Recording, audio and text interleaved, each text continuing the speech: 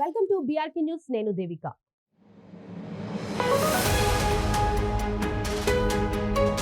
కేదార్నాథ్ యాత్రలో ఉపయోగించే గుర్రాలు, కంచర గాడిదలు అనుమానాస్పద స్థితిలో మృతి చెందడం కలవరం రేపింది. దీంతో ప్రభుత్వం 24 గంటల పాటు యాత్రలో వీటిని ఉపయోగించడం నిషేధించింది.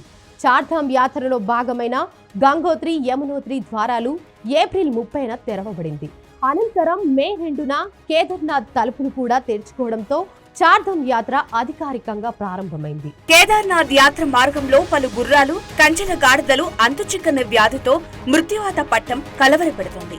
దీంతో అప్రమత్తమైన ఉత్తరాఖండ్ సర్కారు యాత్ర మార్గంలో తొలుత 24 గంటల పాటు వీటి వినియోగంపై నిషేధం విధించింది. ఆ తర్వాత నిషేధాన్ని పొడిగించగా ప్రస్తుతం ఇంకా కొనసాగుతోందని ఉన్నతాధికారి తెలిపారు. గుర్రాలు, కంచెర గాడిదల్లో అంతుచిక్కని వ్యాధి వ్యాప్తి కారణంగా స్థానిక ప్రజలు, ఇతర సంస్థలు నిషేధాన్ని పొడిగించాలని అభ్యర్థించాయని రాష్ట్ర పశుసంవర్ధక కార్యదర్శి పురుషోత్తం వెల్లడించారు. నిషేధాన్ని ఎక్కువ కాలం పొడిగించే నిర్ణయం పరిస్థితులను బట్టి జిల్లా యాంత్రాంగం తీసుకుంటుందని ఆయన తెలిపారు. 22 మందికి పైగా వైద్యుల బృందాన్ని నియమించినట్లు చెప్పారు.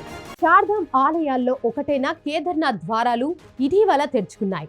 11,500 అడుగుల కంటే ఎక్కువ ఎత్తులో ఉన్న కేదార్నాథ్ ధామ్ చేరుకోవడానికి దాదాపు 16 కిలోమీటర్ల కాలినడక ట్రెక్కింగ్ చేయాలి. అయితే కొంతమంది భక్తులు ధామ్కు వెళ్లే మార్గంలో ప్రయాణించడానికి పోర్టర్లు, డోలీలు, గుర్రాలు లేదా కంచర గాడిదల సహాయం తీసుకుంటారు. 6 నెలల తర్వాత హిమగిరుల్లో ఉన్న ఆలయాలని దర్శించుకునేందుకు యాత్రకు పెద్ద ఎత్తున భక్తులు తరలి వెళ్తున్నారు. చార్ధామ్ లో భాగమైన కేదార్నాథ్ యాత్రకు భక్తులు కాలినడకతో పాటు గుర్రాలు, కంచెల గాడిదలు, డోలీల ద్వారా వెళ్తుంటారు.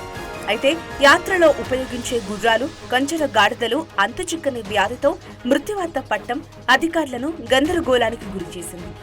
యాత్ర మార్గంలో కేవలం 24 గంటల్లోనే ఏకంగా 14 మూగ జీవాలు మరణించాయి. ఈ మరణాలకు గల కారణాలను తెలుసుకునేందుకు కేంద్రం నుంచి పరిశోధన బృందాలను కూడా పిలిపించారు. గతంలో ఎన్నడూ ఇలా జరగలేదని, పెద్ద ఎత్తున గుర్రాలు, కంచెల గాడిదలు మృతి చెందడానికి కారణం వైరస్ అయి ఉండొచ్చని స్థానికంగా చెబుతున్నారు. ఇక మరణించిన గుర్రాల నుంచి సేకరించిన నమూనాలను నివేదిక కోసం ఉత్తరప్రదేశ్ బరేలీలో ఉన్న ఇండియన్ వెటర్నరీ రీసెర్చ్ ఇన్స్టిట్యూట్ కి పంపించారు. 1 నెల క్రితం రుద్రప్రయాగ్లోని 2 గ్రామాల్లో ఇదే మాదిరి గుర్రాలు, కంచెల గాడిదలు మరణించాయి.